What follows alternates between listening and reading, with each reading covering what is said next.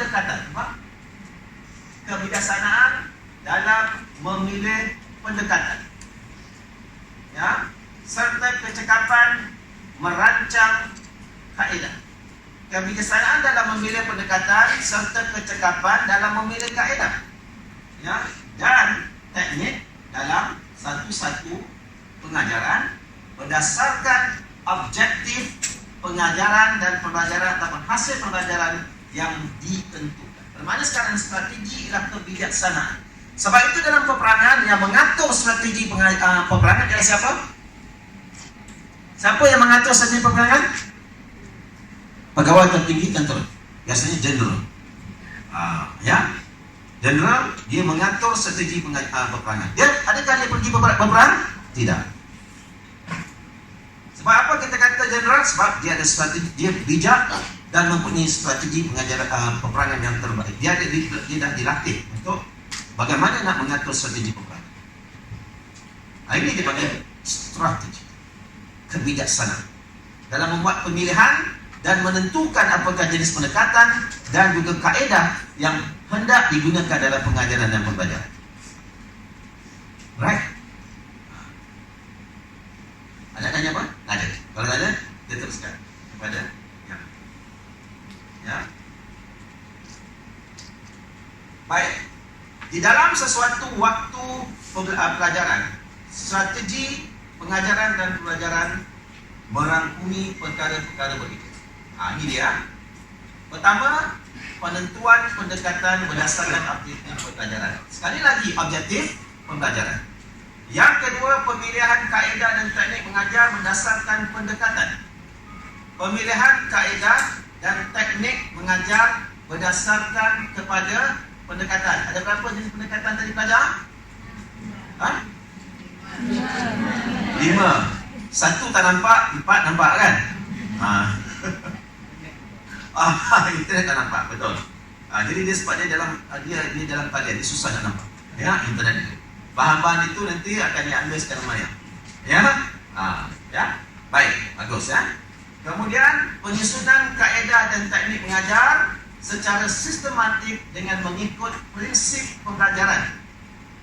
Prinsip pembelajaran itu nanti akan diajar bagi yang mungkin Pak Zahar akan mengajar tentang ini. Ya, berkaitan dengan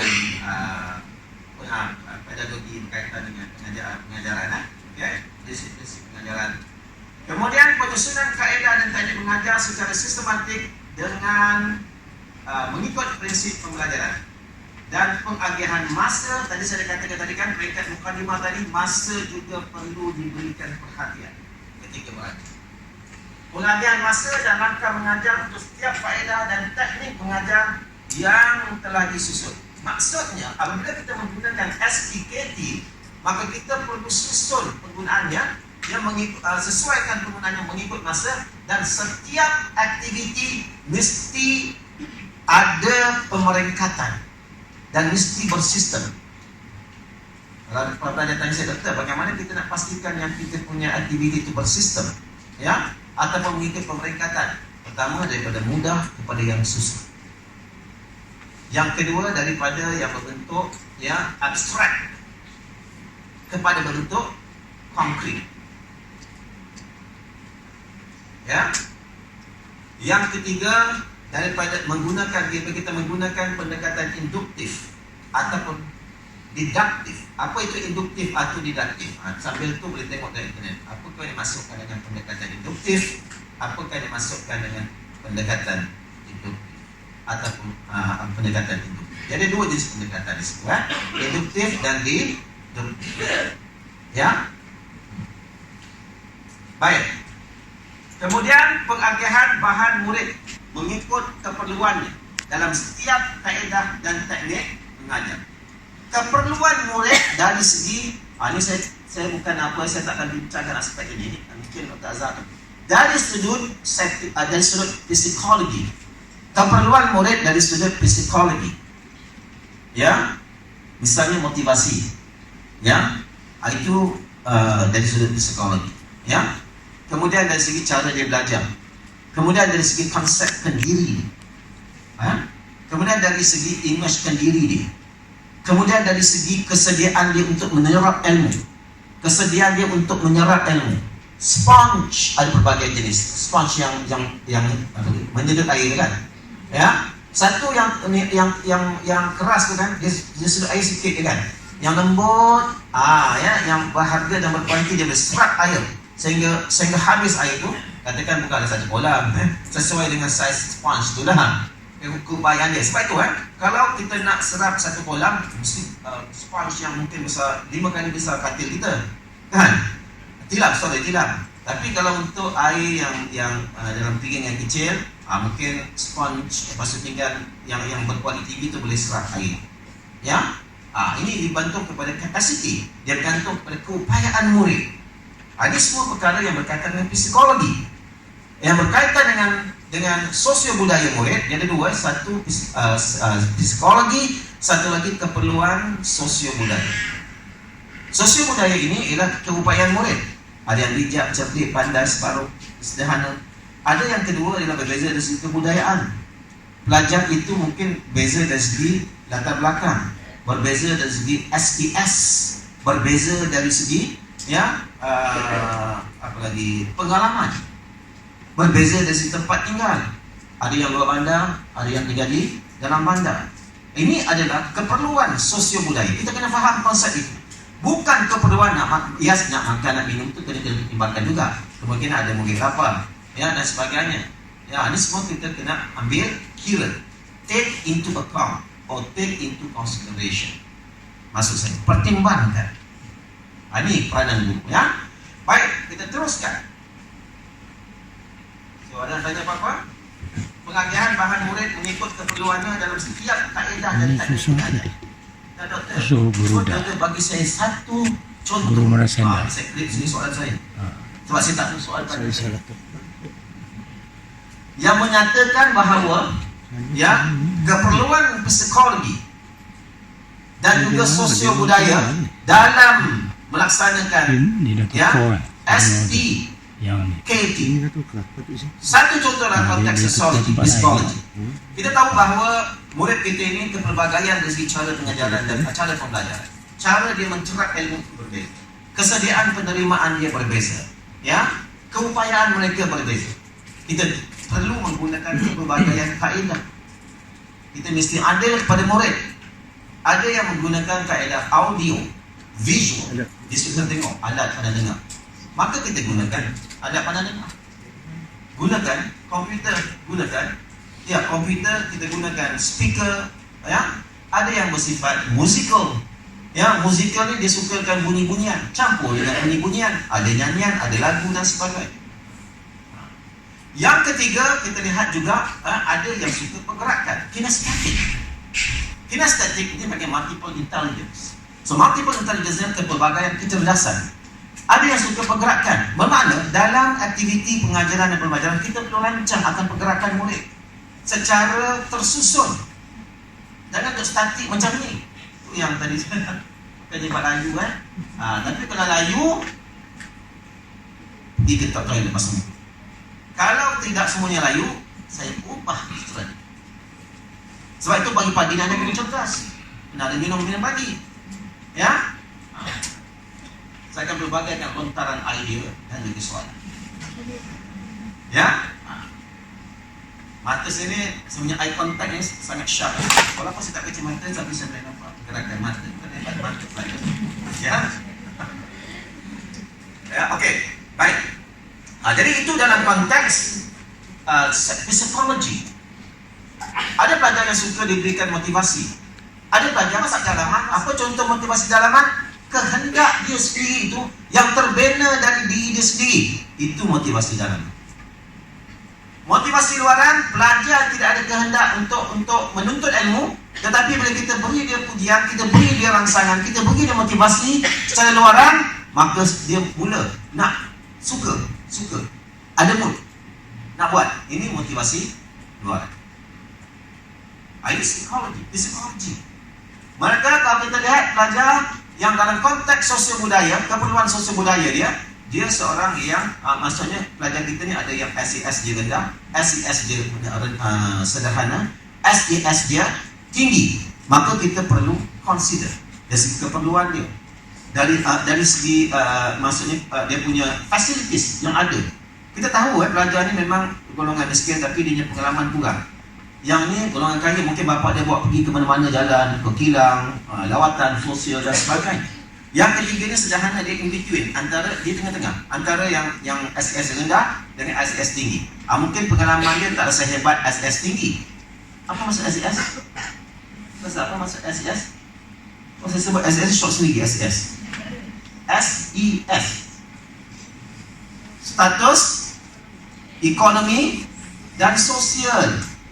Ada orang kaya, ada orang sederhana. B40 katakan miskin lah, rendah miskin B40. Ya. Golongan yang diberikan fokus di kerajaan sekarang B40. Ya. Golongan B20 pandai-pandai sendirilah. Ya. Maksudnya. Baik. So dalam konteks ini guru harus memberikan perhatian kepada konteks ini. So kita jangan berikan layanan yang semua-sama je. Maksudnya adil, perlu adil. Tetapi layanan ini fokus kita kepada mereka yang mungkin slow learner. Nampak? Mungkin slow learner terdiri mereka yang tak boleh nak pergi tuition, orang miskin, bapa dia nelayan, ya, ingus keluar, ya, pagi-pagi. Dia minum pagi pun tak ada. Jadi kita kena faham konsep ini. So, penggunaan SPKT, ya, perlu disesuaikan dengan suasana ini. Ini katakan keperluan murid. Alright, kita teruskan.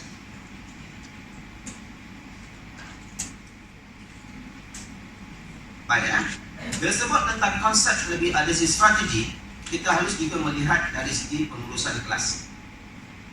Pengurusan kelas mengikut pendekatan, kaedah dan teknik mengajar yang sesuai. Kita pengurusan kelasnya tu. Banyak punya soal, sebab tu jangan mengantuk. Mengantuk si soal. Kalau tidak, kita ada MOU kan pagi tadi. Saya tak soalan. Jadi kalau mengantuk, saya ubah MOU. Baik. Pengurusan kelas. Katakan lontaran idea doktor. Apa maksud pengurusan kelas mengikut pendekatan kaedah, teknik dan kaedah dan teknik pendekatan. Kalau kita menggunakan kaedah atau kita menggunakan strategi berpusatkan murid, pastinya kita melaksanakan perbincangan.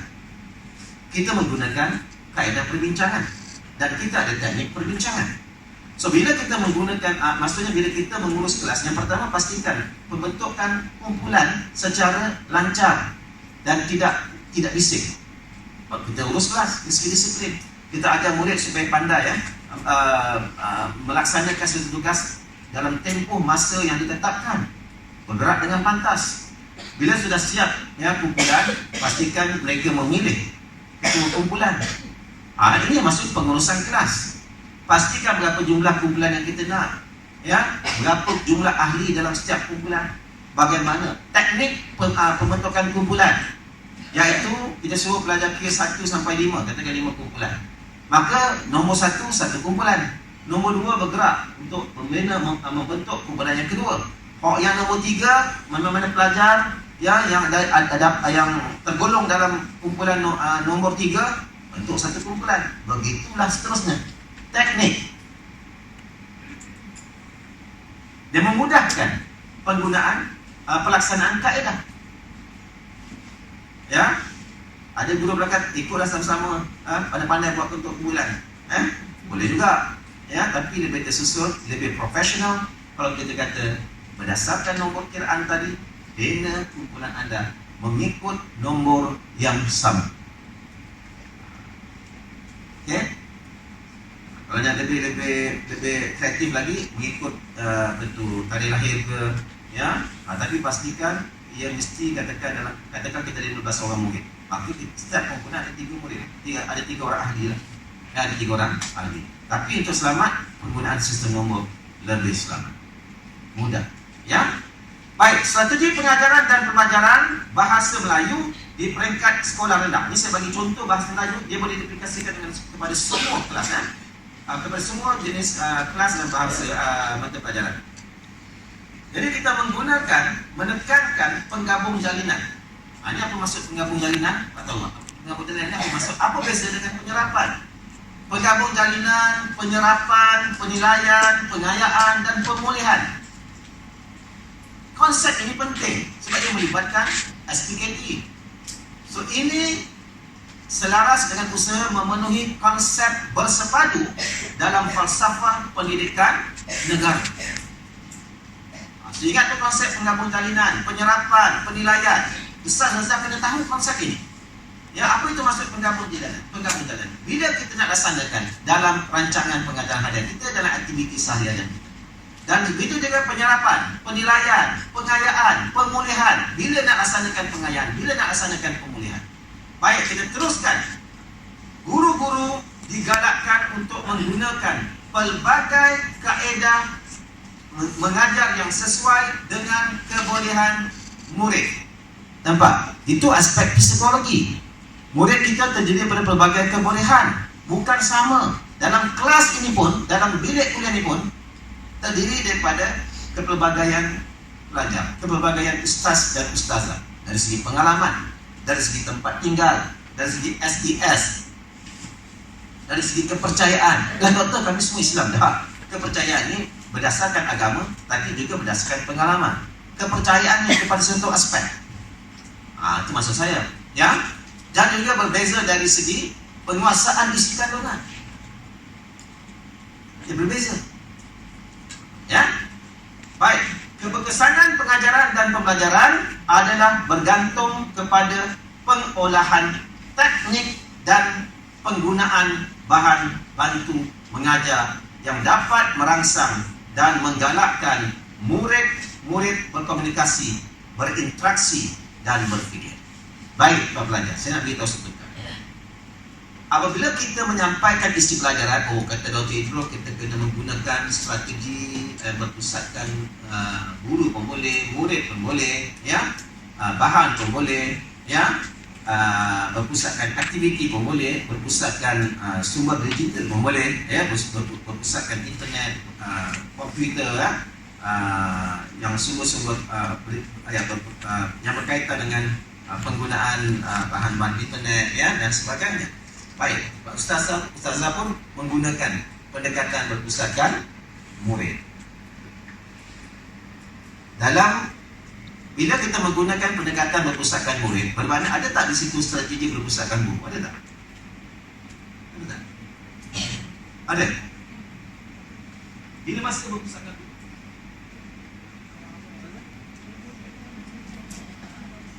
Ya? Maksudnya ketika kita menuliskan, kita memberikan penjelasan, memberikan arahan kepada murid, maka itu berpusatkan guru. Sebab guru murid akan memberikan fokus kepada itu. Teknik untuk menyampaikan arahan itu perlu ada. Contoh, ya, bahasa mesti refleksikan pada. Yang kedua, direct kepada kawan. Pak Pelajar ni tak mau fikir panjang-panjang, dia nak direct kepada kawan. Dia tak faham nak fikir, dia akan menimbulkan kekeliruan. Ya.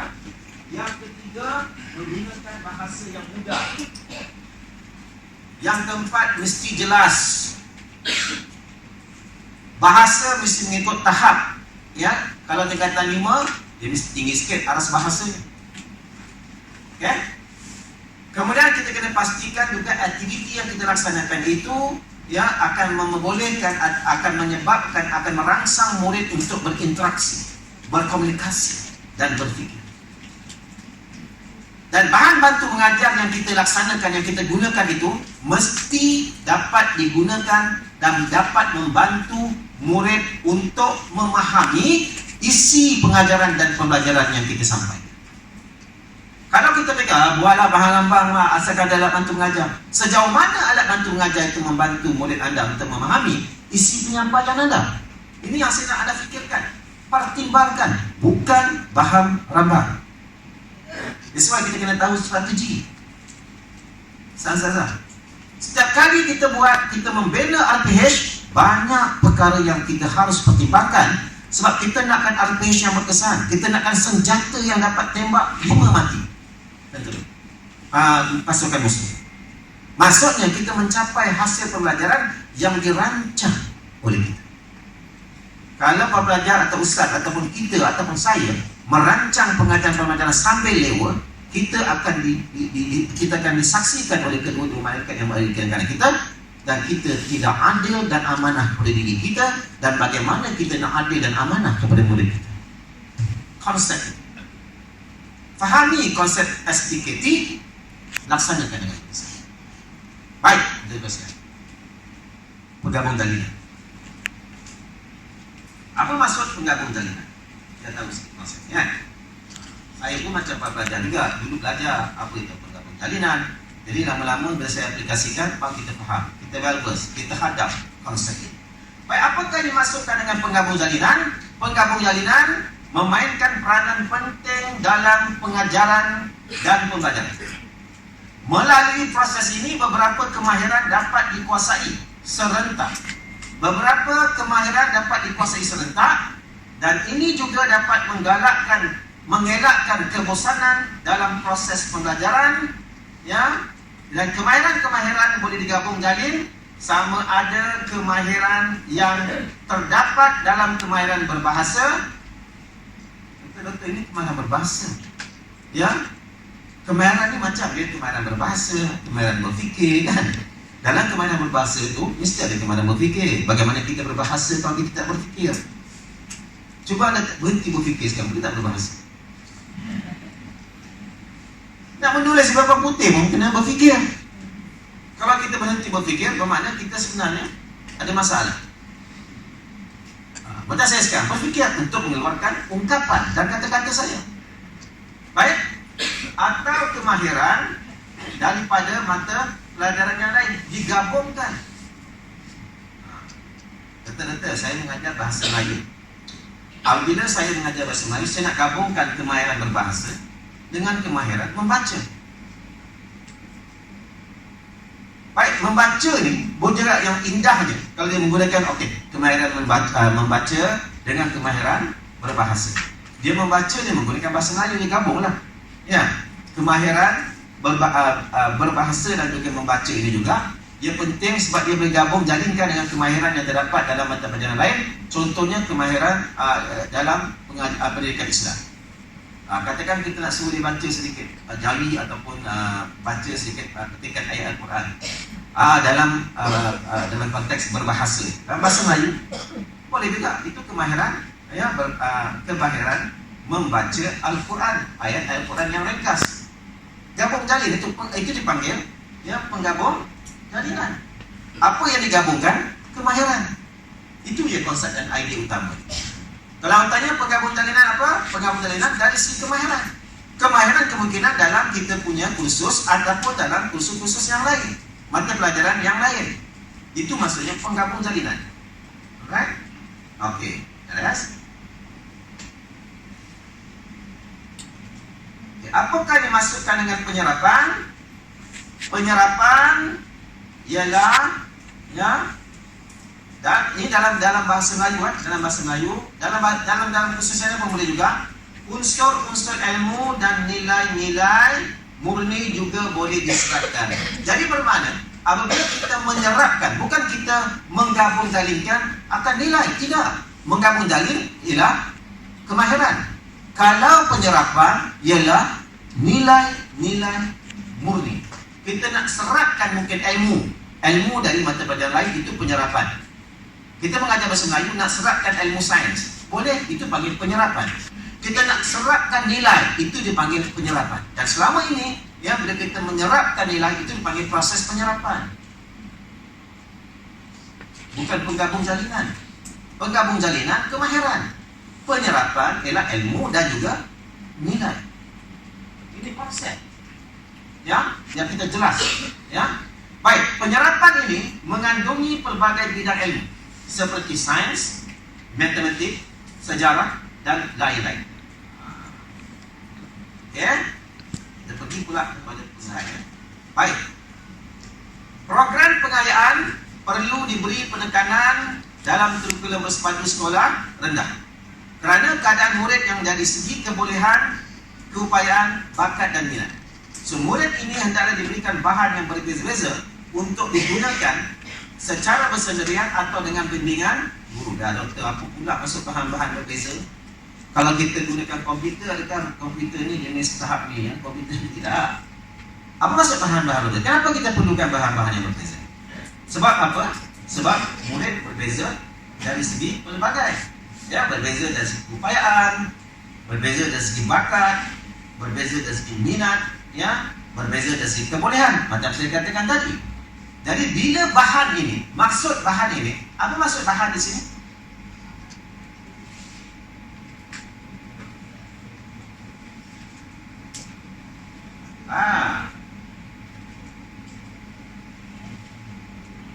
Tadi Ustazah tadi setuju dengan saya kan? Pelajar berbeza dari segi kebolehannya. Jadi bagaimana Ustazah menangani masalah ini? Tahu kalau Ustazah nak suruh kumpulan pelajar secara berkumpulan atau secara individu, Ustazah bagi gambar, adakah gambar yang sama? Berbeza. Untuk dianalisis.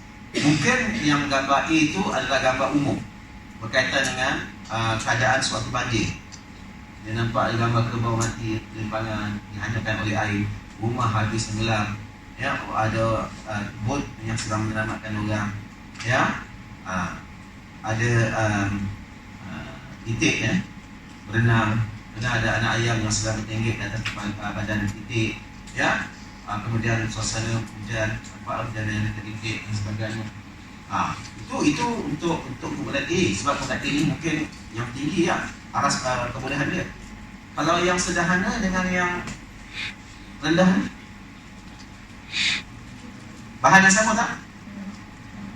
Kalau saya kata boleh bahan yang sama, tapi ada tak sedikit bantuan? Ada apa dari segi apa? Dari segi apa bantuan? Ada tak yang mengantuk? Mengantuk nak tanya dia. Oh, semua segar balik. Buka mata kan? Bukan luas kan?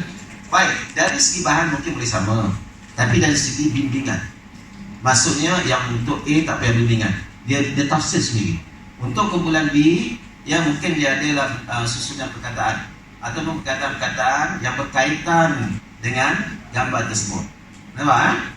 Dan untuk kumpulan C, sama juga dengan bahan B, tapi kita bimbing dia, berikan fokus lebih sikit pada kumpulan tersebut. Itu maksudnya.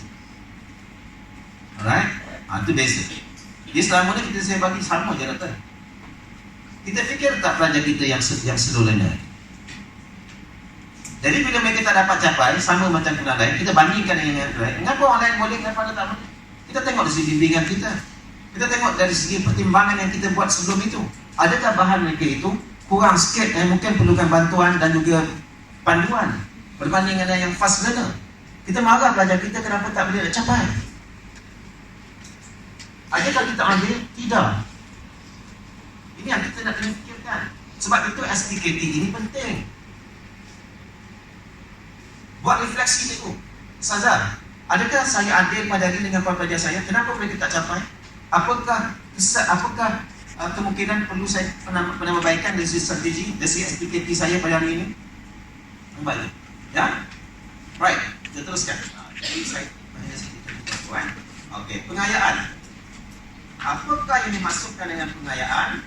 Ya, pengayaan ini adalah program yang perlu diberi penekanan. Sudah ni kan? Ini sudah.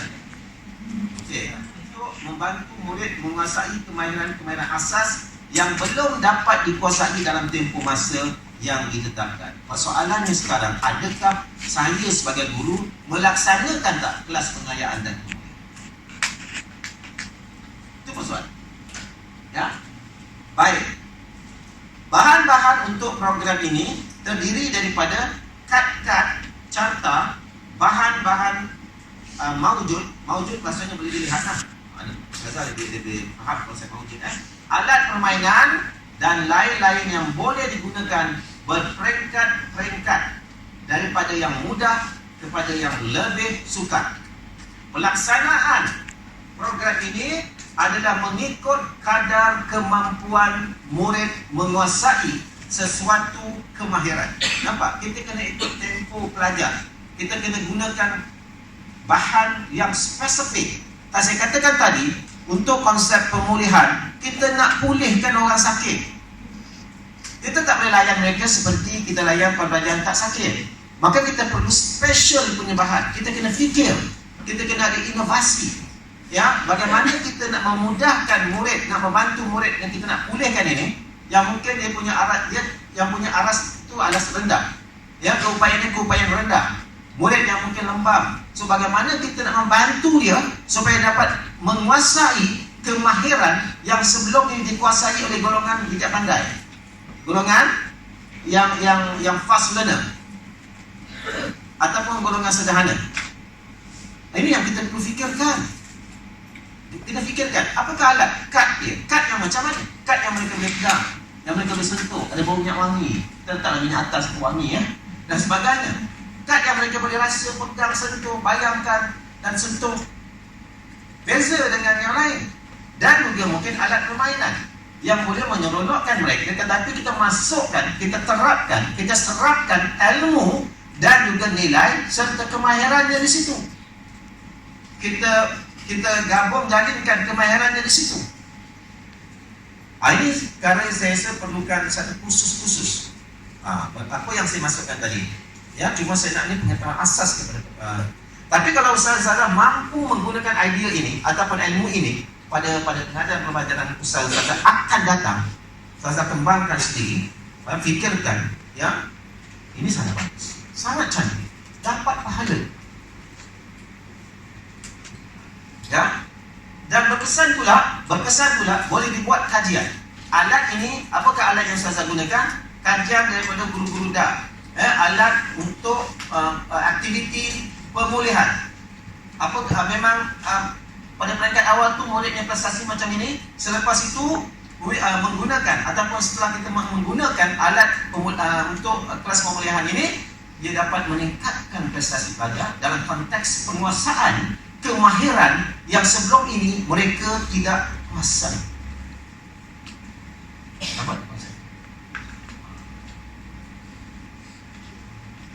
Tapi mengikut kadar kemampuan murid.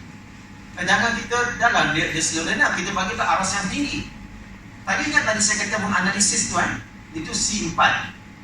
Dan doktor mana doktor dapat C1 sampai C6? C1 sampai C6 ni adalah taxonomy bloom.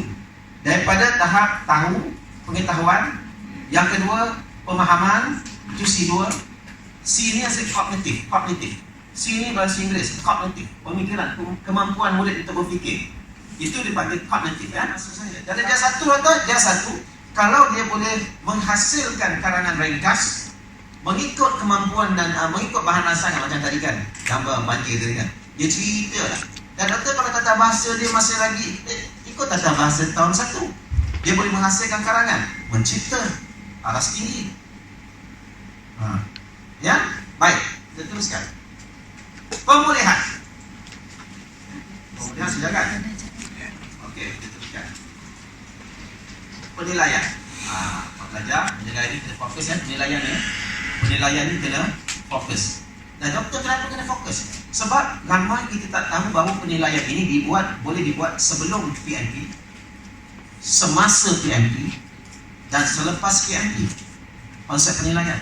Dan sekarang kita kata pentaksiran. Untuk kita dipanggil pentaksiran. Dia ada dua jenis pentaksiran, satu formatif, satu sumatif. Ya, alright. Pentaksiran formatif ini, kalau dalam pentaksiran bilik darjah (PBD), dia ada beberapa jenis, ya. Pentaksiran, ya, pentaksiran untuk pembelajaran, ya, alright. Pentaksiran untuk pembelajaran. Yang kedua, pentaksiran, ya, semasa, ya, semasa pengajaran dan pembelajaran. Dan yang ketiga, pentaksiran sebagai pembelajaran. 3. Pentaksiran untuk pembelajaran adalah ujian formatif. Jadi laksanakan sebelum dan semasa PMP. Dan doktor, sebelum tu macam mana? Sebelum kita balik tu, kita bagi dia latihan kita buat untuk bincang isu. Itu maksudnya sebelum PMP yang berkaitan, ya. Ataupun kita suruh dia baca satu artikel, besok kita bincangkan. dia juga dikatakan selepas, tapi juga sebelum pembelajaran juga. Ya, baik. Yang kedua, ya, pentaksiran semasa pengajaran dan pembelajaran ialah sewaktu kita mengajar. Kita tanya pelajar, apa yang saya tanya tadi? Apa yang saya sebut tadi? Apakah fakta yang saya jelaskan tadi? Itu semasa. Dan kita bincangkan, kita nilai pelajar, kita taksir pelajar berkaitan dengan objektif pembelajaran yang pertama dalam bentuk soalan, mungkin dalam bentuk perbincangan kumpulan dan 5 bentang. Ini semasa PMP. Selepas PMP, ya, ialah selepas PMP kan. Okey, pada akhir pengajaran ini saya maksudnya pembelajar maksudnya selepas PMP ya, pelajar dikenaki buat ni lah tugasan di rumah yang ringkas saja, jangan terlalu berat. Ya, ini adalah pentaksiran. Baik, penilaian dianggap sebagai sebahagian daripada proses pengajaran dan pembelajaran. Ini saya laju sikit. So, penilaian merupakan suatu aktiviti untuk mendapatkan maklumat yang berguna bagi menentukan pencapaian sesuatu objektif pengajaran atau pembelajaran. Ya, oleh itu penilaian perlu dijalankan berterusan dalam proses pengajaran dan pembelajaran. Ya, dan saya tak baca semua ni lah. Baik, saya akan terangkan. Kita tengok slide ni. Baik, kita melaksanakan pentaksiran untuk memastikan hasil pembelajaran kita tercapai. Hanya dengan pentaksiran ini akan membuktikan bahawa hasil pembelajaran yang kita rancang tercapai. Okey? Jadi bangun semua. Kita tengok akhirnya ada pelaganya. Ya, orang melihat sebagainya. Cuma bangun saja. Yang uzur tak boleh bangun tak buat. Okey. Yang gagah-gagah ni ustaz yang gagah, yang uzur syar'i tak boleh. Kita mentaksir pelajar, kita lihat perkembangan mereka dari segi intelek, rohani, jasmani dan emosi. Betul? Dan juga spiritual. Tahu kan? Dalam berapa domain? Ada berapa domain yang perlu kita lihat? Domain. Apa maksud domain? Kalau saya kata perkembangan pelajar, kita nak taksirkan mereka. Kita nak tengok perkembangan pelajar dari segi garis, intelek, jasmani, rohani, emosi, spiritual dan sebagainya. Intelek, rohani, jasmani dan emosi dan juga spiritual. Ya, 5. Berkaitan dengan berapa domain? Saya sebut satu semua boleh jawab. Domain kognitif. Lagi domain? Ya? Domain? Okey. Domain kognitif, domain afektif, domain psikomotor. Yang 3 konsep. Ya, kita lihat perkembangan murid, kemajuan mereka. Kita tidak membandingkan antara murid A dengan murid B, tapi kita lihat dalam pentaksiran pelajar, kita nak lihat pelajar ini dari segi individu, pencapaian dia, perkembangan dia, yang melibatkan 5 jaris, ya, dan berkaitan dengan kognitif, pemikiran dia, upaya pemikiran yang berkaitan dengan psikomotor, pergerakan tubuh badan dia, ya, dan juga yang akhir sekali bersifat berkaitan dengan afektif. Afektif ini berkaitan dengan emosi dia. Stabil tak stabil? Komitmen diberikan okey ke tidak? Kerjasama yang diberikan. Ini perkembangan. Kita nak lihat dari segi 3 domain. Alright, okey. Itu penilaian. Rumusannya dalam konteks nilai, dalam konteks strategi, pemilihan strategi berdasarkan pertimbangan, macam saya kata tadi ya, pertimbangan terhadap teori pembelajaran. Teori pembelajaran untuk tak zaharkan masalah. Adik dah belajar ke teori pembelajaran sini ya? Dan juga pendekatan, kaedah dan teknik mengajar. Pemilihan dan pengurusan strategi yang sesuai akan menghasilkan pencapaian objektif yang berkesan. Ditekankan sekali lagi tentang pencapaian objektif. Baik, kita teruskan. Ini adalah strategi pengajaran dan pembelajaran lah, tapi saya bicarakan yang ini, saya dah terangkan tadi. Ya.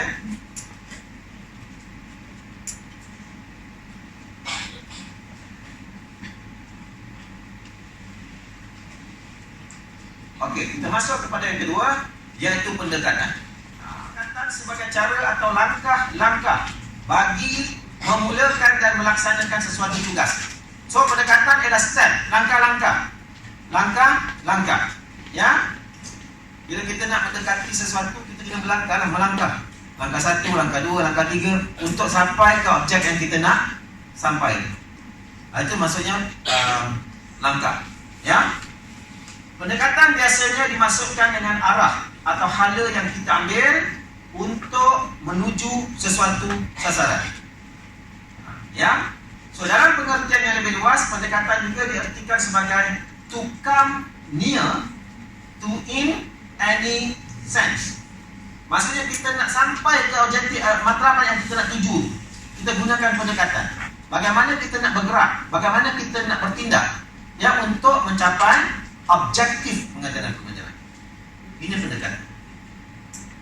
Ya, strategi adalah satu rancangan yang bijaksana. Kemudian nak melaksanakan rancangan dan strategi itu perlu ada pendekatan. Pendekatan ini satu tindakan.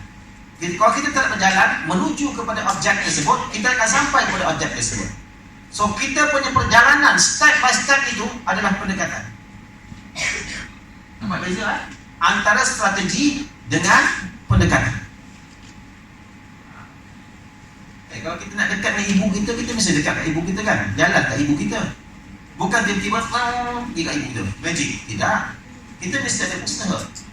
Ya, step jalan nak pergi kepada ibu kita, nak dekat dengan ibu kita, mestilah kita berjalan, mesti kita melakukan sesuatu. Ini pendekatan.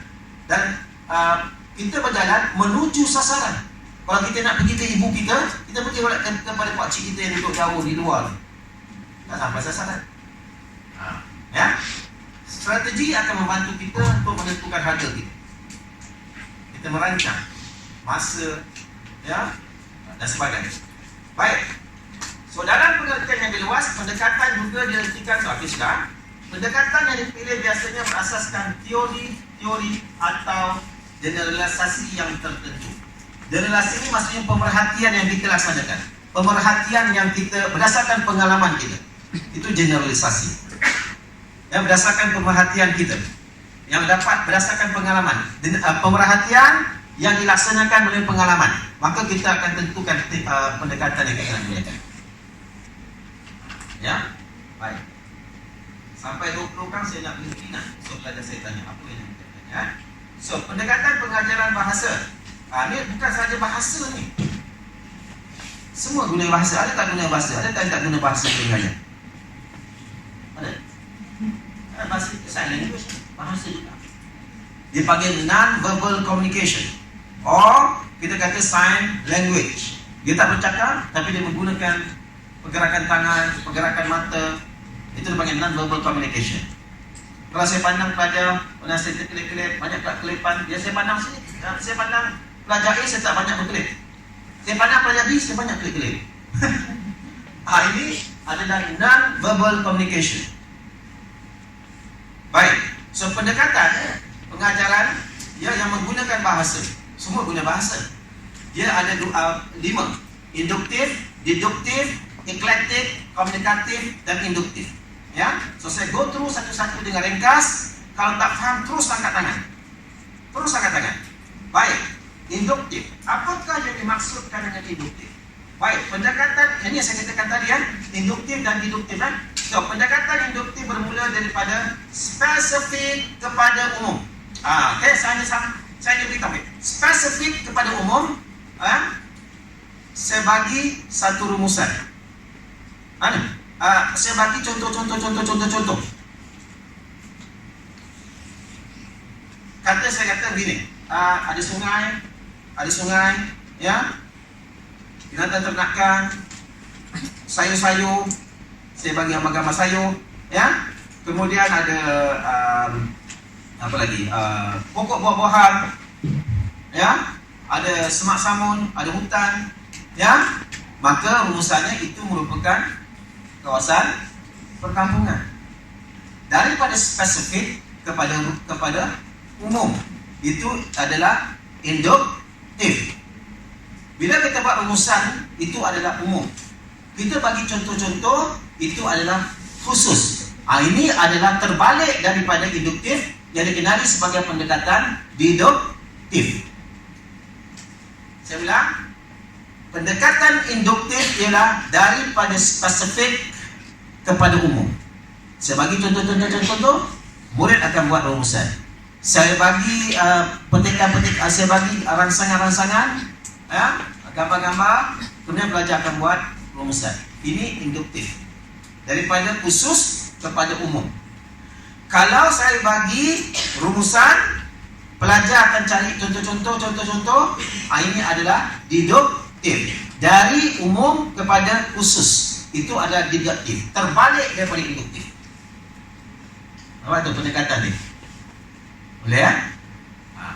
Alright. Itu pendekatan induktif. Ini contoh-contoh khusus tentang kaedah induktif, iaitu dibagi contoh-contoh, kemudian murid memerhati dan mengkaji, kemudian murid mentaksir dan membuat generalisasi. Itu adalah induktif. Dia buat rumusan dia sendiri, hasil daripada analisis itu. Ini adalah pendekatan induktif. Kita go lagi, teruskan.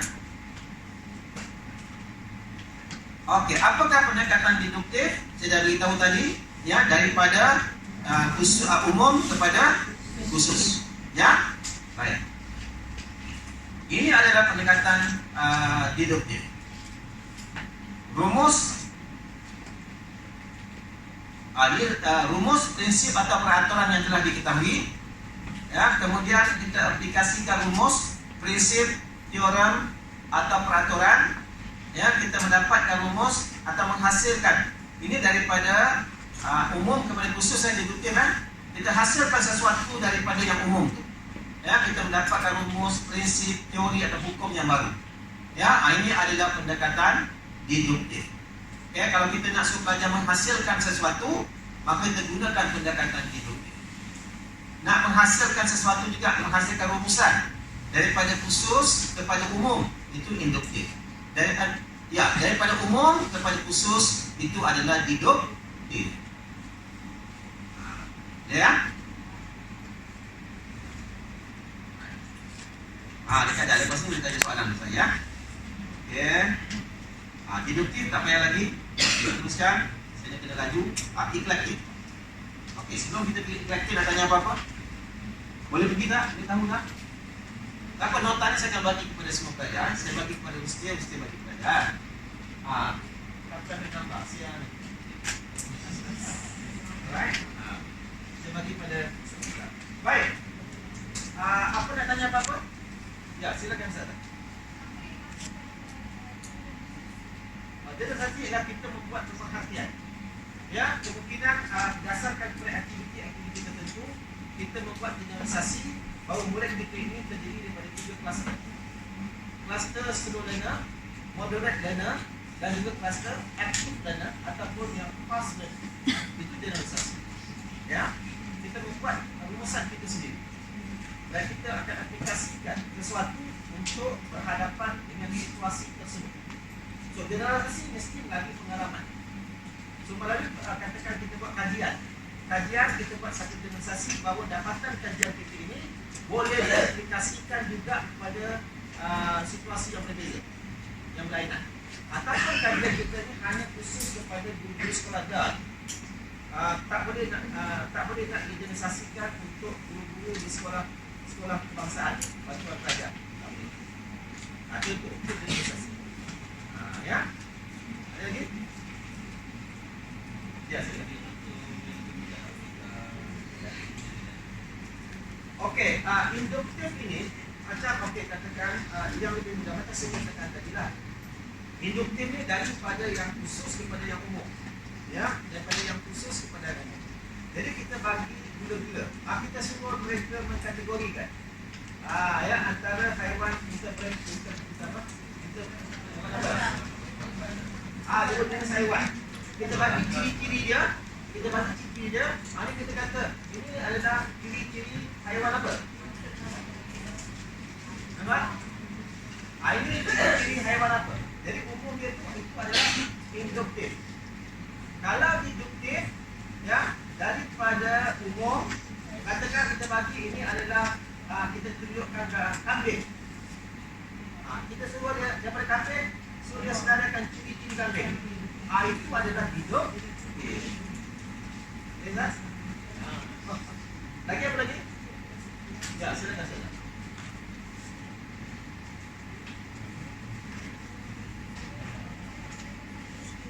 Ya.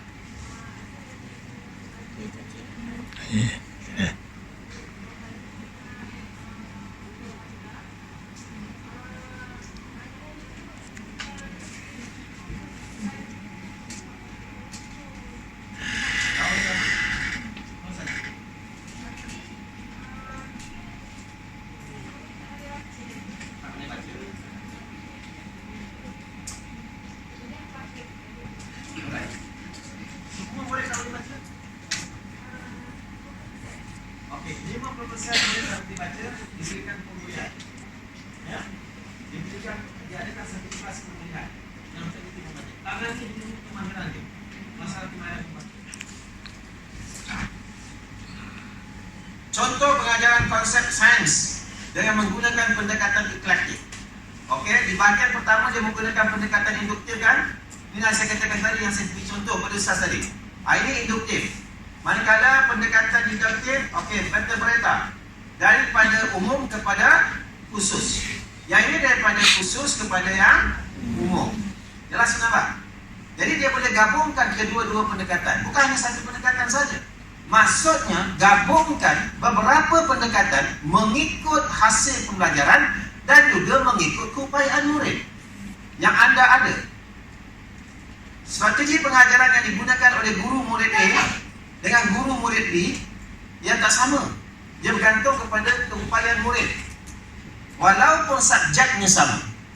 Sebab itu ustazah dan ustaz kena tahu dengan mendalam siapakah murid-murid ustazah. Bukan hanya kenal nama, bukan hanya kenal tempat tinggal, ya, bukan hanya kenal ibu bapa, bukan hanya kenal SES mereka, tetapi juga kenal tentang keupayaan mereka yang sebenarnya. Apa yang keperluan mereka, apa yang mereka suka, ya. Sebab bila mereka ustazah tahu apa yang mereka suka, keupayaan mereka, ini akan membantu ustazah untuk merancang rancangan pengajaran harian yang terbaik dalam mereka. Mengikut keupayaan mereka, bukan mengikut keupayaan ustazah. Dia begini, dalam pengajaran ada tugas, kita bertugas untuk menyampaikan ilmu. Ya, sebab itu saya kata ada murid yang lemah. Masuk saya faham begini, saya cuba neutralkan maksudnya. Maksudnya kita tahu belajar kita ada yang slow learner, ada yang moderate learner, sederhana, ada yang fast learner, orang cepat bijak. Jadi kita kena, bila kita agihkan tugas, murid yang fast learner ni dia akan melaksanakan tugasnya dengan mudah. Tapi kita kena pantau juga lah. Jangan 100% kita tinggalkan. Yang kedua, ini juga kena pemantauan lagi. Jadi kita diminta apa dikatakan, kita gunakan body system. Okay, body system ni kita gabungkan setiap kumpulan ini. Dia ada yang bukan yang fast learner tidak. Kita gabungkan. Dalam satu kumpulan tu dia ada fast learner, dia ada moderate learner, dia ada slow learner. So kita minta yang fast learner ni pantau moderate learner dengan slow learner dalam kumpulan itu. Tugas kita ialah kita tengok setiap kumpulan, kita bimbing setiap kumpulan untuk melaksanakan tugas ini. So tak boleh duduk biar dia buat sendiri, tidak. Ini salah. Kita kena ada, kita kena bergerak dalam setiap kumpulan. Kita kena pantau. Kita kena aktif. Ya, itu konsep. Bukan mana kita kena fokus pada yang lemah, tidak. Semua kita kena adil. Kita kena equal. Alright, kita teruskan.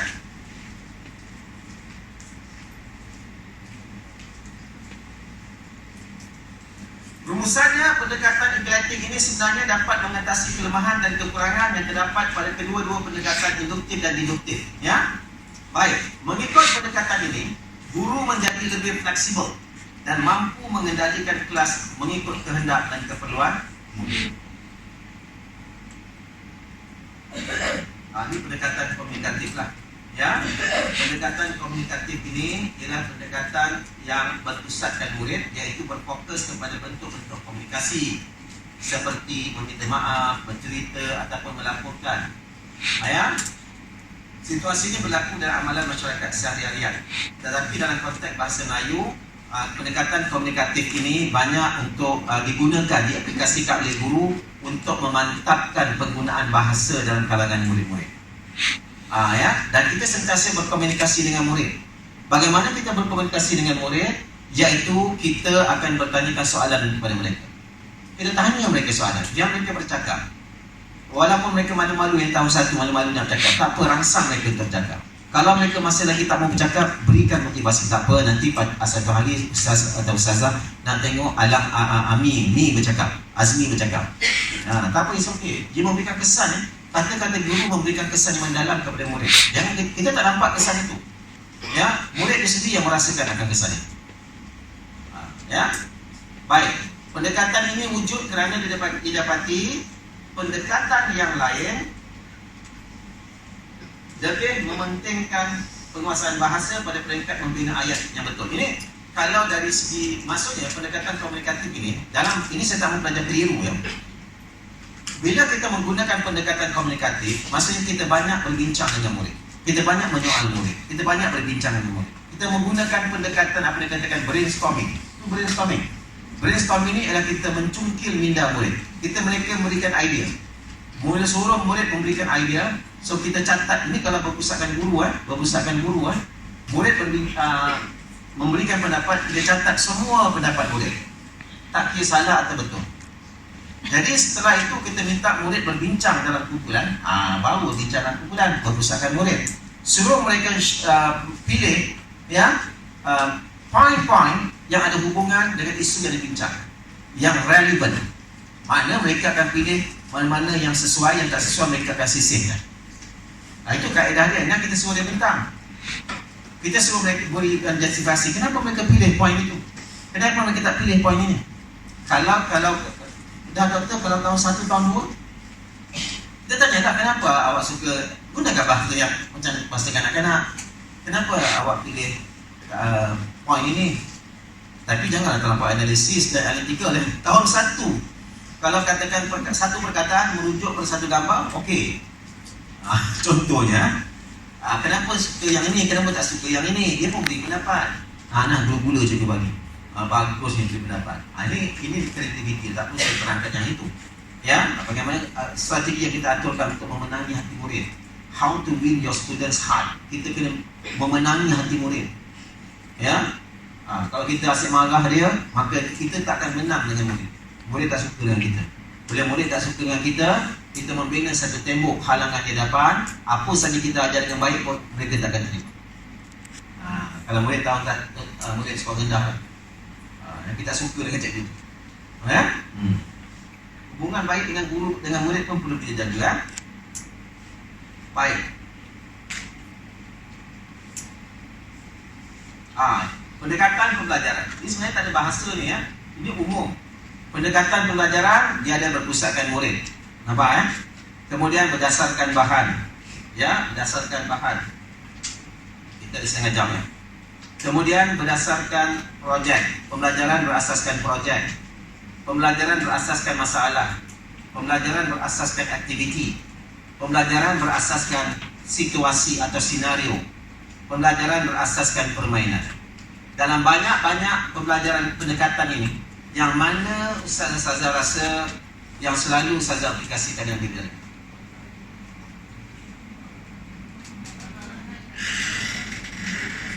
Yang pertama, kita berpusatkan murid, betul. Murid banyak melaksanakan tugasan.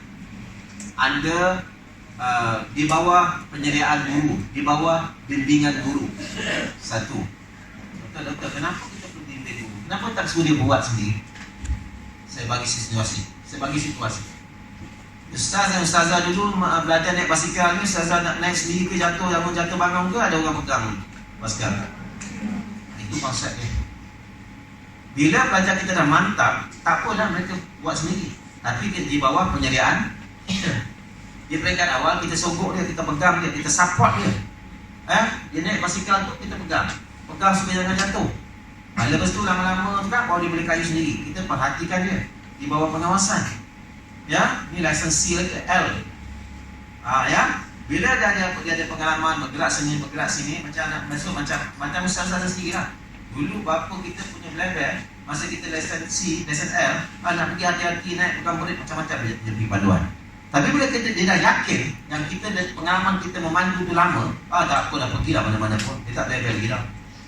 Sama macam pelajar kita ni. Dia berpusatkan murid, dia berdasarkan bahan. Berdasarkan bahan juga mesti melalui bimbingan kita. Ya. Baik. Ada lagi, okey. Berdasarkan bahan. Lagi apa lagi? Mana yang paling favorite sekali? Yang paling saya suka? Ya. Berdasarkan aktiviti. Okey. Kalau berdasarkan aktiviti, mari kita fokuskan hanya kepada berdasarkan aktiviti. Yang lain Ustazah boleh tanya saya selepas. Okey, kita tengok berdasarkan aktiviti ya. Ini pusatkan murid belajar pusatkan bahan. Baik, mari kita tengok berdasarkan aktiviti. Baik, melalui pendekatan ini murid-murid bergerak aktif. Nampak? Perkataan bergerak aktif bukan hanya duduk di kerusi. Okey, tadi saya dah pecahkan kumpulan. Okey, pelajar duduk atas kerusi dalam satu kumpulan. Dan mereka duduk sampai daripada awal hingga akhir. Boleh, tapi kurang berkesan juga. Tetapi mereka kena bergerak secara aktif. Ya, bergerak aktif secara fizikal dan mental bagi tujuan melaksanakan tugasan mereka. Mental ni pemikiran mental mereka ya, bagi melaksanakan tugasan mereka dalam aktiviti tertentu. Dengan demikian, minat dan kecenderungan murid sentiasa terarah untuk terlibat secara langsung dalam proses pengajaran dan pembelajaran. Pembelajaran berasaskan aktiviti boleh meningkatkan keberkesanan proses pengajaran dan pembelajaran guru bahasa ataupun guru di sekolah rendah. Baik. Ustazah ada bina kumpulan. Dan bina siri tindakan guru yang sistematik yang bertujuan untuk mencapai objektif pengajaran yang telah ditetapkan. Itu kaedah ya. Okey. So jadi kaedah ini ya adalah bercorak jangka pendek. Ya, bercorak jangka pendek dan merupakan usaha ya keseluruhan yang terdiri daripada prosedur tersusun serta berdasarkan sesuatu pendekatan yang dipilih. Kaedah juga digunakan bagi mendukung pendekatan yang dipilih. So kaedah merupakan langkah-langkah atau peringkat-peringkat pengajaran yang tersusun rapi dan kesinambungan yang harus dituruti dengan saksama bagi mencapai sesuatu objek. Okey, saya tak nak pergi tak mau cerita tentang yang lain. Okey. So kaedah ini sebenarnya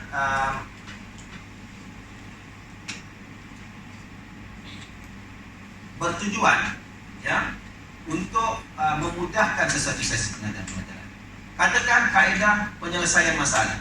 Kan? Kaedah penyelesaian masalah. Kaedah perlu ada perlu ada strategi, perlu ada teknik, kan? Memula SPKT ya, strategi, pendekatan, kaedah dan teknik. So kaedah dan teknik berpasangan. Ya. So kalau kita kata kaedah penyelesaian masalah, mesti ada teknik untuk menyelesaikan masalah. Apakah kaedah yang digunakan? Kaedah penyelesaian masalah. Apakah teknik yang digunakan untuk menyelesaikan masalah? Dia mesti ada teknik. Ya. Kalau saya kata kita punya pintu terbuka, pintu kereta terkunci. Pintu kunci je berada dalam kereta. Apakah kaedah yang kita nak gunakan bagi dalam situasi itu? Pastinya kaedah menyelesaikan masalah. Betul? Baik, apakah teknik yang kita nak gunakan untuk buka pintu? Adakah pecahkan? Teknik yang salah. Betul? Adakah kita kena gerubi pintu, kopek pintu, buka pintu dengan pecongkel? Teknik yang salah. Ada orang dia guna dua cara yang viral dalam internet. Boleh cuba. Dalam WhatsApp, dalam Instagram ataupun Facebook. Saya lupa saya tengok Instagram ke Facebook. Ya. Dia dua cara. Satu dia guna pump air kan, pump sumbat. Bagi dekat dalam pintu. Satu. Betul atau tidak? Tak jaya ada dua. Ini cara yang baru lah. Cara yang baru, tempat kunci tu kan, dia guna satu ikat. Kita tak satu ikat tebal. Kad tebal yang kita boleh slide macam tu kan. Satu kad yang keras ataupun plastik yang agak keras. Apa pembaris ke ataupun yang lebar sikit, kita kena kita main dia tarik daripada atas pintu tu, kat celah pintu tu kan, tarik kuat. Ya. Ada tu kan, baru tu kan. Tiap kata terbuka. Saya tak cuba lagi. Itu yang itu teknik lah. Teknik yang kita gunakan. Teknik yang betul bagi menjayakan kaedah tersebut. Ya. Jadi bila kita nak menyelesaikan masalah menggunakan kaedah penyelesaian masalah, dia ada 5 langkah. Langkah ni yang dikatakan teknik ni. Langkah. Yang pertama, kita mengenal masalah. Apa masalah kita? Kita tak boleh nak buka. Sebab apa? Kunci kita dalam mengenal maklumat. Kita tengok apa maklumat yang kita boleh peroleh berkaitan dengan masalah. Mungkin kita boleh tengok dari internet bagaimana cara nak menyelesaikan masalah, bagaimana buka pintu dan sebagainya yang terkunci. Membuat hipotesis, membuat handaian. Kita mengandaikan bila kita menggunakan pembaris ataupun menggunakan kad yang tebal, ya, plastik yang boleh kita swab. Kita swab, ada lagu kita swab. Lagu apa kita panggil? Kalau aku tak terima, aku swab saja. Ya, kan? Dengar lagu tu. Ya. Jadi swab ini yang boleh kita swab itu itu adalah hipotesis. Kita mengandaikan daripada maklumat, kita buat hipotesis. Kemudian kita uji hipotesis itu. Betul tak boleh? Ada yang gunakan pump kan? Tarik dekat tempat ini penguji, tarik, kita tekan, tarik. Kalau tak boleh, guna teknik yang seterusnya, teknik yang guna swab, yang plastik tebal ataupun nipis itu, tekan, tarik itu, kita buka.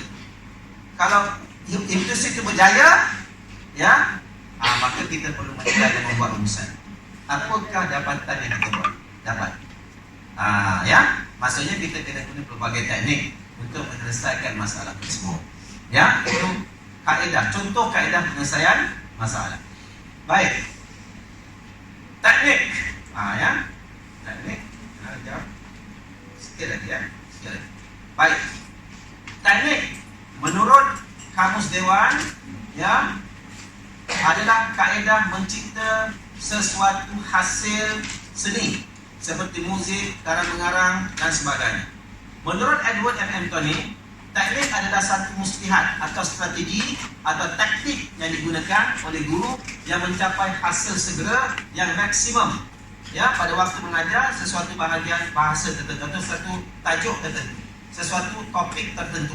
Ya, teknik merupakan suatu alat. Nampak? Saya ulang balik. Teknik ni merupakan satu alat yang digunakan oleh guru. Macam saya katakan, alat yang kita gunakan untuk membuka pintu kereta.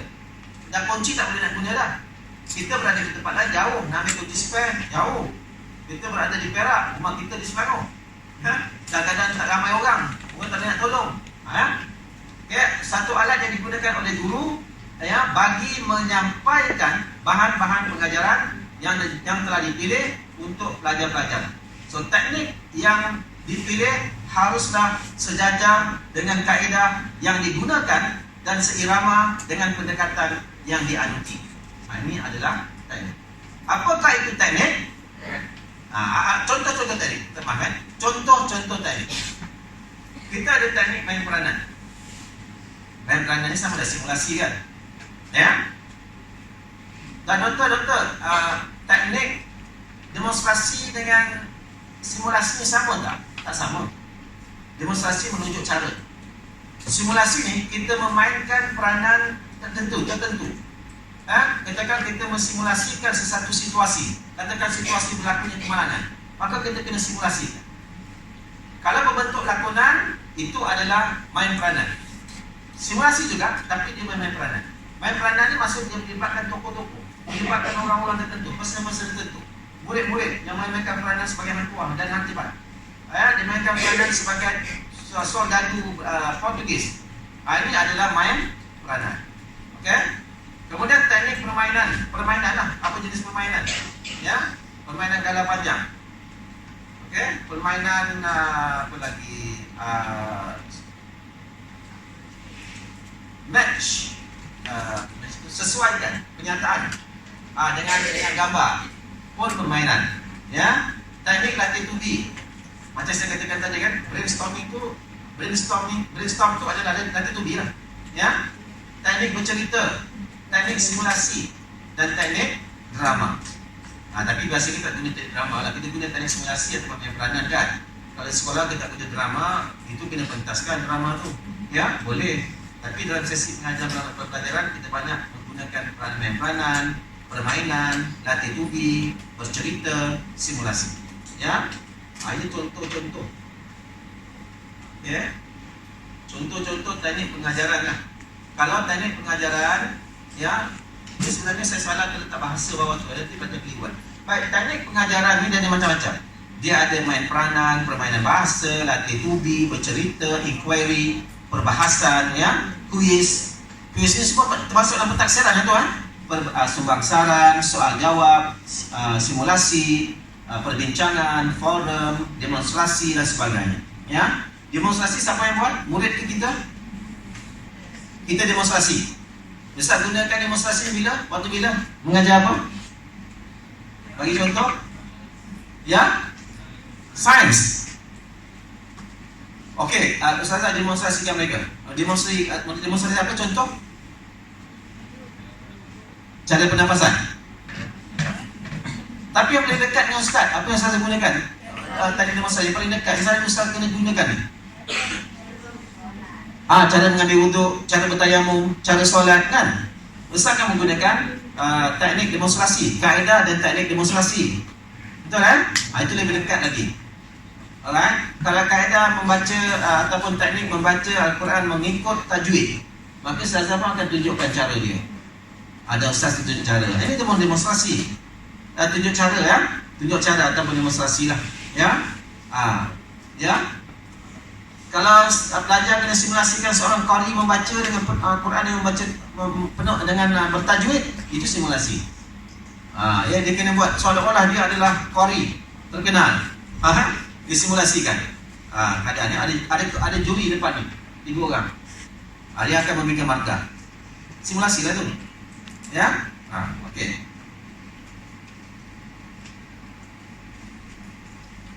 Apakah tujuan teknik ni? Tujuannya nak menarik murid, minat murid, mengekalkan perhatian, membangkitkan rasa ingin tahu. Ustazah dan Ustaz ingat. Termasuk saya sendiri, saya suka mengingatkan diri saya sendiri bila saya mengingatkan Ustazah dan Ustaz. Satu indikator yang menunjukkan penyampaian Ustaz ini amat berkesan ialah para pelajar berminat dari awal, memberikan fokus dan tumpuan mereka dari awal hingga akhir pengajaran. Kalau hanya mula-mula 1/3 daripada minit pertama sahaja mereka fokus, bermakna something wrong kat situ. Itu satu. Yang kedua ingin saya peringatkan kepada Ustazah. Bila saya pergi menyelia pelajar saya, dia kata, "Doktor, saya minta maaf, pelajar saya ni dia bising." Dia baru tahun 1 nak masuk tahun 2. Dia dulu baru dah tahun 2 kan. Dia masih lagi tinggalkan tahun 1. Siapa pergi tanya? Saya pun sekali saya tengok, saya kata pelajar ni mudah dikawal. Dan dia bising-bising. Bising tak bising. Adalah bising terkawal. Mereka melaksanakan aktiviti dan mereka masa itu personally and professionally busy. Mereka bicarakan, tak kira budak-budak tahun 1 kan, bising. Itu mereka tanya, bercakap pasal aktiviti mereka. Tak apa. Mereka bergerak sana, bergerak sini. Bagus. Mereka aktif. Bukan macam Ustaz sekarang ni, tumpu fokus. Ustaz dewasa. Kalau macam tahun 1 bergerak sana, tak fokus dan sebagainya, something wrong kat situ. Kalau tahun 1, dia mesti berdasarkan kepada keupayaan murid. Kalau tahun 1 begitu, atau tahun 2, atau tahun 3, bagus. Dia bising, tu dia cerita tentang tu, pasal dia punya fokus aktiviti. Berkaitan dengan aktiviti. Tak apa. Itu baguslah. Dia professionally and personally busy melaksanakan tugasannya. Tapi kalau duduk keluar sana main bola, itu cerita lain, menyambung benda lain, ya. Ini kita kena pandai buat alignment nation. Maksudnya kita kena bawa balik, tarik perhatian mereka dengan aktiviti tertentu. Itu maksud saya. Jadi jangan rasa risau. Kenapa pada saya bising ni? Sebab mereka minat dan belajar. Mereka bising. Mereka fokus, mereka cakna. Kalau mereka senyap, tak tentunya mereka fokus. Sebab mereka tu malah belajar senyap dia je lah. Mereka tak belajar sebenarnya. Nampak? Ya? Okey. So kita teruskan. Jangan membangkitkan rasa ingin tahu. Sebab itu kita perlu ada teknik. Macam saya kata, saya tunjukkan gambar Gundam, gambar robot yang sedang bercakap. Betul-betul di Yokohama. Siapa nak tengok filem ini, laksanakan tugas anda. Ini teknik supaya pelajar membangkitkan rasa ingin tahu belajar. Dan mereka kena fokus dulu. Kalau tidak, saya takkan tunjukkan. Ya Ustazah? Ya Ustazah? Ustazah Wali Bigu tu apa nama Ustazah? Ya Ustazah pandai senyum saya. Ustazah? Ya betul. Ustazah yang mana belakang ini? Sama nama? Siti Khadijah. Ustazah boleh bangun sekejap? Boleh Ustazah cerita apa yang saya cerita sebentar tadi? Ya? Gundam tu tentang apa? Robot tu letak di mana?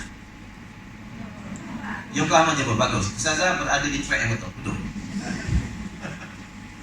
Kadang-kadang body je kat sini kadang anda tak mahu. Ya? Baik. Okey, nak berak. Itu apa Ustazah teknik latih tubi. Saya dah beritahu tadi kan, brainstorm. Saya dah tunjukkan tadi cara dia. Kemudian teknik simulasi pun saya dah beritahu secara ringkas.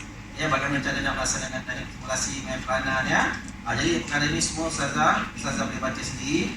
Ya, saya dah ceritakan secara ringkas ya tentang teknik. Ini saya dah bagi beza antara strategi, pendekatan, kaedah dan teknik dalam satu jadual.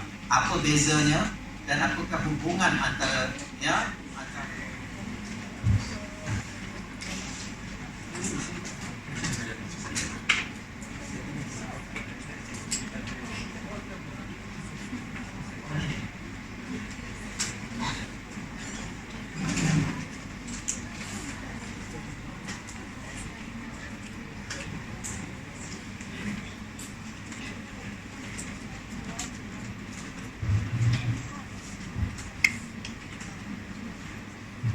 Majlis mengucapkan ribuan terima kasih di atas penyampaian sebentar tadi.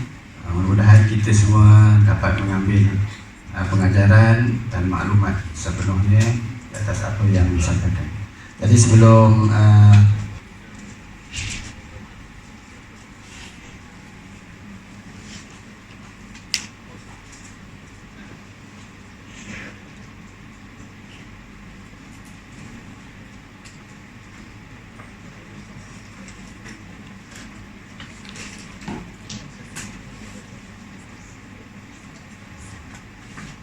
sebelum terlupa, jadi sama-sama nanti kita sebelum keluar boleh daftar kehadiran khusus, ataupun kalau yang dah scan tu boleh tengok dekat history tempat scan tu, boleh isi maklumat semula. Jadi kita tangguh majlis kita pada pagi yang hari ini dengan baca tasbih kafarah dan surah Al-Nas. Bismillahirrahmanirrahim.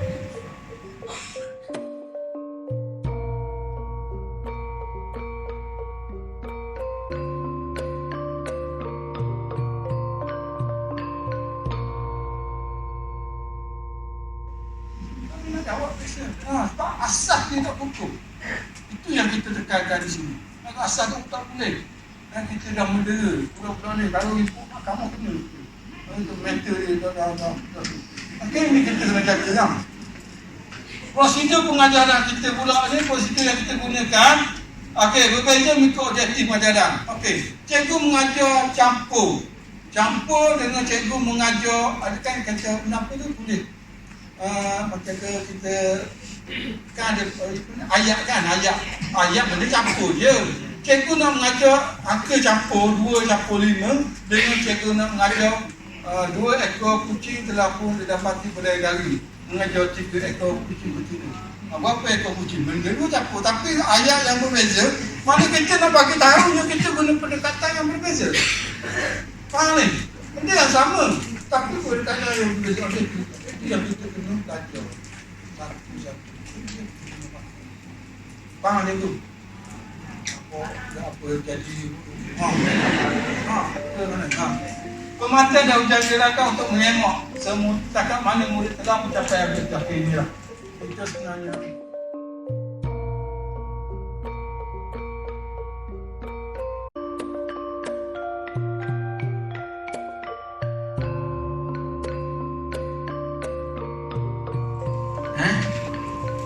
banyak lagi komponen-komponen, mungkin banyak lagi yang kita kena dalami ilmu-ilmu yang berkaitan dengan pedagogi.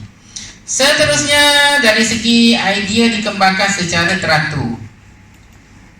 Kena ada proses-prosesnya. Okey, yang pertama kita nak ajar apa? Nak ajar tentang dia. Bagi contoh. Tentang solat. Biasa ajar tentang solat, awak ajar tentang apa dulu? Tentang wuduk dulu, daripada wuduk dulu. Lepas tu? Rukun solat kan. Lepas tu apa lagi? Anggota wuduk. Maknanya dia ada turutan ni. Dia ada sama ada induktif ataupun deduktif. Dikembangkan secara mencampah ataupun secara khusus. Lepas tu variasi rangsangan berjaya digunakan pendengar lisan jelas dan juga tepat. Ini sudah tentulah dalam kita membuat penerangan, sudah tentu lisan kita kena biarlah jelas dan juga tepat, terang. Kalau kita ni ajar bahasa Arab, maknanya kita kena sebut dengan betul. Kalau kita ajar Jawi, tulisan Jawi kita kena betul, kena cantik. Cantik tak tulisan? Sistematik lah dari segi penggunaan bahan tersebut, menggunakan papan putih. Lepas tu penggunaan warna yang menarik dan sesuai. Warna yang menarik dan sesuai. Maknanya kena ada warna lah. Sebab tu kena ada, biasanya pen merah dengan pen biru tu kena ada. Ataupun pen hitam. Pen merah, pen biru, pen hitam. Ataupun marker hitam. Nak hijau juga. Hijau juga ada. Nampak. Maknanya ada. Awak cakap kat sini jam 4 tengok dekat apa ni? Kat sekolah. Pen pun tak ada. Marker pun tak ke mana. Cakap dengan apa ni? Dengan mulut ada gambar, ada apa lagi? Lepas tu ada audio, ada pendengaran, ada bunyi-bunyi, kan? Tak jelas, ada bunyi. Lepas tu ada video. Lepas tu ada kinestetik. Kinestetik ni apa benda? Ada pergerakan. Pelajar pergi depan, pelajar pergi kanan. Maknanya ada pelbagai aktiviti sebab berkumpulan dan sebagainya. Pelajar bergerak. Taklah pelajar duduk, ya kan? Ada tak buat macam tu? Kau tak ada masa saya nak fikir buat macam tu. Kelas bukannya satu kelas hari berapa kelas hari? Kenapa nak buat macam tu jadi mana buat barangkali murid pun tengok apa nak cakap Hari untuk hari ini. Jadi saya nak menggunakan kemahiran ni kemahiran penutup sikit Jadi nak bagi pantun sikit Okey. Pergi ke tandas hendak berteman. Kalau melepas jangan tinggalkan. Kepada Dr. Muhammad Azhar bin Abdul Rahman, terima kasih kami ucapkan. Jadi Ustaz Dr. Fani ada meeting kan.